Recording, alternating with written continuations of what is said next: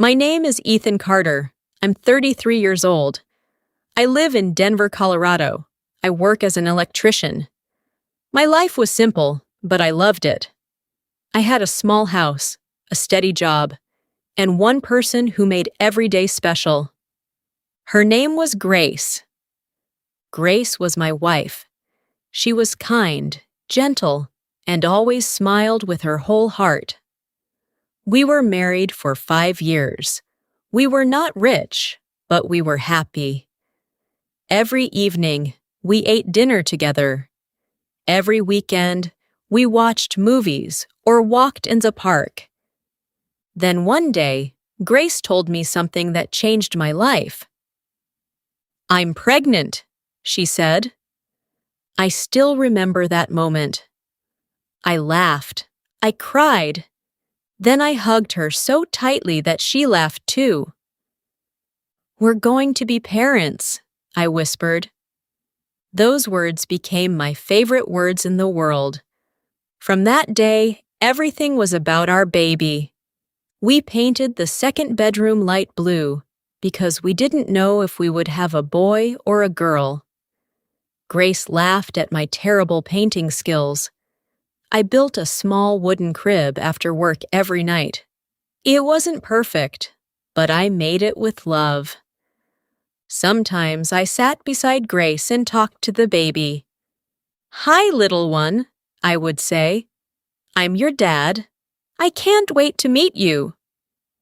Grace always smiled. "Our baby already knows your voice," she told me. I believed her. Life felt perfect. Until one terrible morning. I was working at a construction site. I climbed a ladder to fix electrical wires. Suddenly, the ladder slipped. Everything happened too fast. I fell. The pain was terrible. I woke up in a hospital bed with a broken leg, broken ribs, and a deep cut on my head. The doctor told me I was lucky to be alive. Lucky? It didn't feel lucky. I could not work for months. Grace visited me every day. She smiled, but something was different. She looked tired. She looked scared. Sometimes I caught her crying alone near the hospital window. When I asked what was wrong, she always shook her head. "I'm okay," she said softly. "You don't have to worry about me." But I did worry.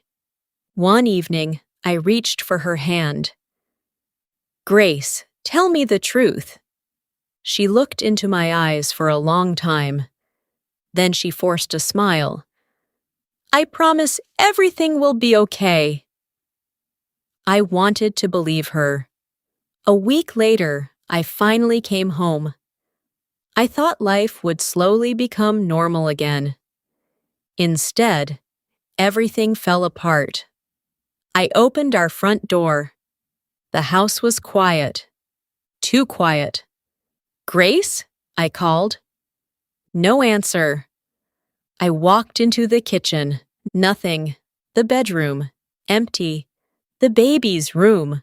The tiny clothes were gone. The crib I built with my own hands was gone. The room looked like nobody had ever lived there. My heart started beating faster. I called Grace. Her phone was turned off. Again, again, again. No answer. Then I saw an envelope on the kitchen table. My hands were shaking as I opened it. Inside was one short letter. "Ethan, I'm sorry. Please don't look for me. Forget about us. You deserve a better life. Grace." That was all. No explanation, no address, no goodbye. I read those words again and again. They didn't make sense. Forget about us?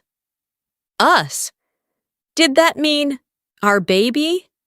I dropped the letter onto the floor. "No," I whispered. "This can't be happening." I drove to her parents' house. They said they didn't know where she was. I called every friend we had. Nothing. I contacted the police. They searched for weeks. There was no sign of Grace. No sign of my baby. It was as if they had disappeared from the world. Every night, I sat alone in the empty nursery.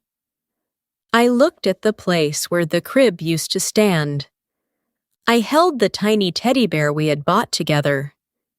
I kept asking myself the same question. Why? Did Grace stop loving me? Did she lose our baby? Was she hiding from me? Or had something terrible happened? I had no answers. Only silence. And that silence would follow me for the next 3 years. 3 years passed. I learned how to live with pain. But I never forgot Grace. I never forgot our baby. Every morning, I woke up hoping it had all been a bad dream. Every night, I went to sleep with the same empty feeling. People told me to move on. My mother said, "Ethan, you're still young." My best friend Ryan tried to help. "You can't spend your whole life waiting," he said. I smiled for him, but inside, I was still broken. I kept Grace's wedding ring in a small box beside my bed. I never dated anyone. A part of my heart still belonged to her. One Saturday afternoon, my company sent me to Colorado Springs to repair the electrical system in a small bookstore. It was an ordinary job. I finished my work and decided to buy a cup of coffee before driving home. The coffee shop was busy. People talked and laughed. Children ran around with cookies in their hands. I stood in line, looking at the menu. Then I heard a little boy laugh. It was a happy, bright laugh. Without thinking, I turned my head. A woman was sitting near the window. She was helping a little boy drink hot chocolate. My heart stopped. It was Grace. She looked older. Her hair was shorter. Her face looked thinner. But I knew her. I would always know her. I could not breathe. For a moment, I thought I was dreaming. Then the little boy looked up. His bright blue eyes met mine. Blue. Just like mine. He had my dark brown hair, my nose, even the small dimple on his left cheek. It was like looking at a childhood photo of myself. The little boy smiled. Then he looked back at Grace.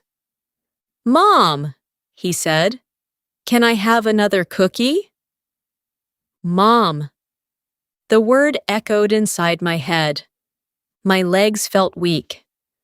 I slowly walked toward their table. "Grace?" She froze. The color disappeared from her face. The cup slipped from her hand and hit the floor. Coffee spread across the tiles. "Ethan," she whispered. Her voice was shaking. The little boy looked at both of us with curious eyes. "Mom, who is he?" Grace did not answer. She simply stared at me. I looked at the boy again. "What's your name?" I asked softly. He smiled. "My name is Noah." Noah. I had picked that name 3 years ago. Grace and I had made a list of baby names. If we had a boy, we wanted to call him Noah. My hands began to shake. You named him Noah." Tears filled my eyes. I looked back at Grace. "You told me to forget about us." "You disappeared." "You took my child." People in the coffee shop stopped talking. Everyone was watching us. Grace stood up quickly. "Ethan, please!" "No!" I shouted. "My son is alive." "My son has been alive for 3 years. You let me believe I lost him." Noah stepped behind Grace. He looked frightened. He held her hand tightly. "Mom!" Grace knelt beside him. "It's okay, sweetheart." "No, it's not okay," I said. I felt years of sadness turning into anger. "You stole every birthday. You stole his first smile, his first word, his first step. I missed everything." My voice broke. I missed my son's whole life. Tears rolled down Grace's face. "I know." "You know?" I cried. "That's all you can say?" She closed her eyes. "I never wanted to hurt you." I laughed bitterly. "You already did." For several seconds, nobody spoke. Finally, Noah looked at me. "Mr." His small voice was quiet. "Why are you crying?" My heart shattered. He did not know me. He had never called me Dad. He had never held my hand. He had never sat on my shoulders. He had never heard me tell him bedtime stories. To him, I was just a stranger. I wiped my tears and looked at Grace one more time. "I deserve the truth." She nodded slowly. "Yes," she whispered. "You do." She looked toward Noah with love and sadness. Then she looked back at me. "The truth didn't start the day I left." She took a deep breath. "It started while you were still lying in that hospital bed."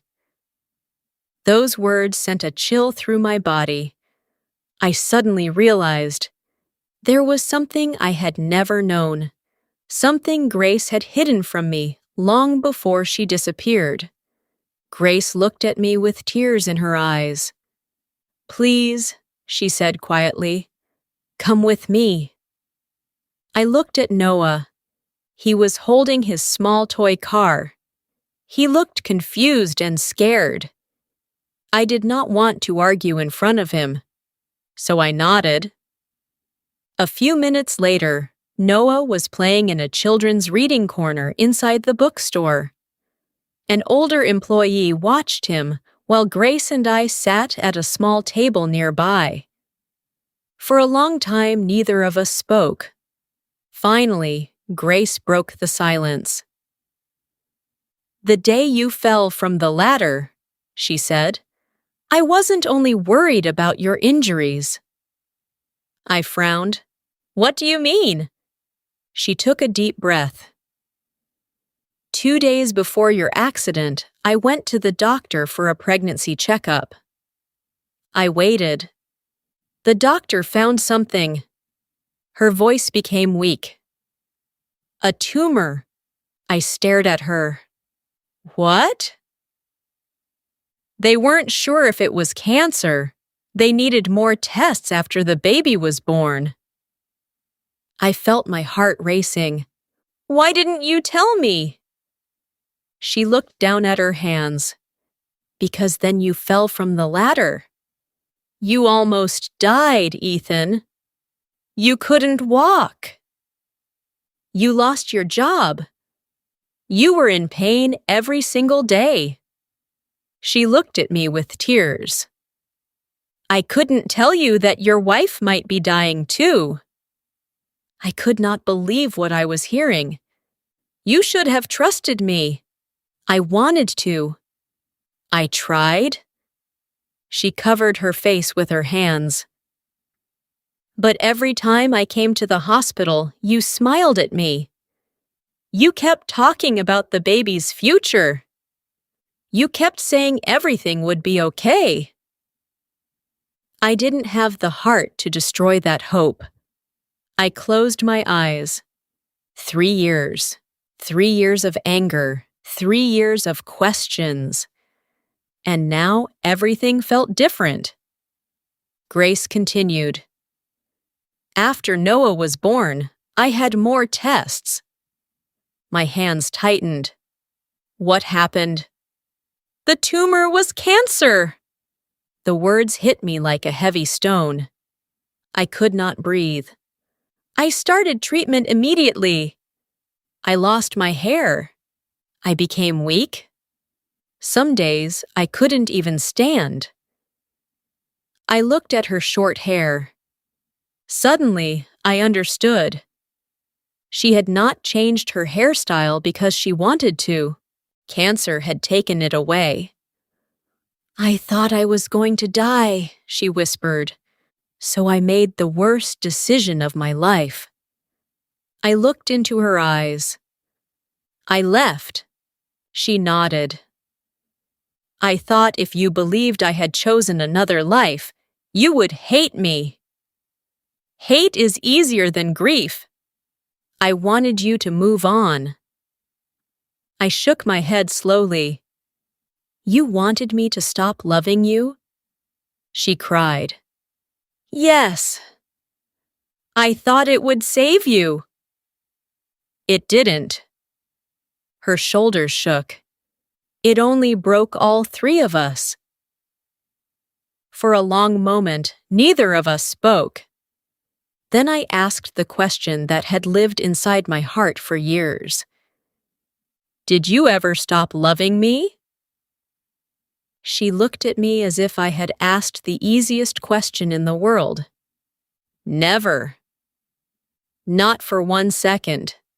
She reached into her bag. It was old and worn. From inside, she carefully pulled out a thick bundle tied with a blue ribbon. There are 36 letters. I looked at them in surprise. 1 for every month I was gone. I wrote them after Noah went to sleep. I told you about his first smile, his first steps, his first birthday, his first day at preschool. She gently touched the stack. I wrote everything. I swallowed hard. But you never mailed them. She lowered her head. I was afraid. Afraid that if you found us, you would stay. And if I died? Her voice disappeared. I didn't want Noah to lose both parents. Tears filled my eyes. I slowly picked up the letters. The first envelope had my name written in Grace's careful handwriting. To my husband, Ethan. The paper was slightly worn. She had held on to it for years. I opened it carefully. The first sentence almost destroyed me. Today, Noah smiled for the first time. He has your smile. I cried because you weren't here to see it. A tear fell onto the page. Then another. I could barely read the words anymore. At that moment, I realized something even more painful than losing 3 years. Grace had suffered through every one of those years alone. And somehow, she had loved me through every single day. I held the letters against my chest. For a long time, I could not speak. Finally, I looked at Grace. Are you okay now? She gave me a small smile. Yes. The treatment worked. The doctors say I'm healthy now. I closed my eyes. A deep breath escaped my lips. For the first time in 3 years, I felt hope. I stood up and walked toward her. She looked nervous. I know you may never forgive me, she whispered. I made a terrible mistake. I thought I was protecting you. I only caused more pain. I looked into her eyes. I am still hurt. She nodded. I understand. I missed 3 years with my son. Another tear rolled down my face. I can't get those years back. No, Grace answered softly. You can't. She lowered her head. And I'm sorry for every day you lost. I was silent for a moment. Then I said something I never thought I would say. But I don't want to lose another day. Grace slowly lifted her head. Our eyes met. For the first time in years, we smiled through our tears. At that moment, a small voice came from behind us. Mom? We turned around. Noah was standing there with his toy car. He looked at me, then at Grace. Are you both crying again? Grace laughed softly through her tears. Yes, sweetheart. Noah walked closer. He looked up at me. Mr. I knelt so I was at his eye level. Yes? He studied my face for a few seconds. Then he asked the question I had dreamed of hearing. Mom says you know me. I do. How? I smiled sadly. Because... My voice shook. Because I'm your dad. Noah blinked. He looked at Grace. She nodded with tears in her eyes. Yes, Noah. He is your father. Noah looked back at me. He was quiet. I waited. My heart beat so loudly that I could hear it. Then he took one small step toward me. Are you really my daddy? I could not stop crying. Yes. I've always been your daddy. I just couldn't be with you. He thought for a moment. Then he opened his little arms. Can I have a hug? I did not answer. I simply wrapped my arms around my son. For the first time in his life, I held him. He was warm. He was real. He rested his head on my shoulder, as if he had always belonged there. I whispered, I love you, Noah. He smiled. I love you too, Daddy. That one word healed a part of my broken heart. Months passed. Life was not perfect. Trust was not rebuilt in one day. Grace and I went to family counseling. We talked honestly. Sometimes we cried. Sometimes we argued. But this time, we never hid the truth. Noah became the center of our little family. Every Saturday, we went to the park. I taught him how to ride a bicycle. The first time he fell, he looked at me with worried eyes. I smiled and held out my hand. Stand up, buddy. You can do it. He stood. He tried again. And this time, he rode farther than before. Grace clapped and laughed. It was the happiest sound I had heard in years. One evening, Noah asked to see his baby pictures. Grace brought out a large photo album. At the end of the album, she placed the 36 letters beside it. Noah looked at them. What are these? Grace smiled gently. They're love letters. To Daddy? Yes. Why didn't he read them before? Grace looked at me. Then she answered honestly.